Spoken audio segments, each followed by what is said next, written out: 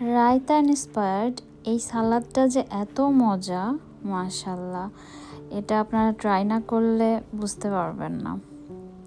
আসসালামু আলাইকুম এভরিওয়ান, কি খবর সবার, কেমন আছেন সবাই? সালাদটা মিক্সচার দেখে নিশ্চয়ই বুঝতে পেরেছেন এটা অনেক ইয়াম্মি একটা সালাদ। বিশেষ করে যারা ডায়েটে আছেন বা রাতের বেলা আপনি শুধু সালাদ ভেজিটেবলস এগুলো খেতে পছন্দ করেন, তারা এই সালাদটা ট্রাই করে দেখতে পারেন।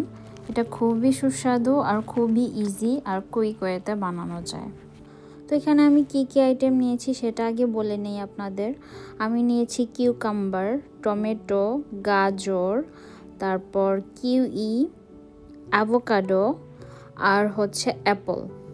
তো আপনার কাছে ফ্রুটস না থাকলে আপনি জাস্ট সালাদগুলো দিয়েও বানাতে পারেন।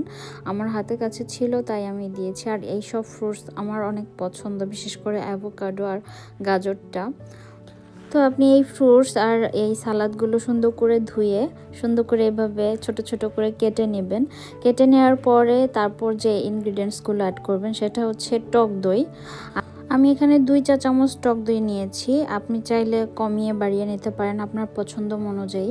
তারপর আমি নিয়েছি salt and paper, black pepper, white paper, what ever আপনার কাছে যেটা থাকে সেটাই দিতে পারেন। আর নিয়েছি হচ্ছে একটু চাট মশলা। নিয়ে সব কিছু সুন্দর করে মিক্স করে দেন আমি এটাকে চিকেনের সাথে খাচ্ছি।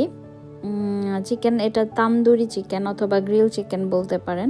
এই চিকেনের সাথে এই সালাদটা খুবই মজা, আমার কাছে খুব ভালো লাগে। আশা করছি আপনারা অবশ্যই ট্রাই করবেন।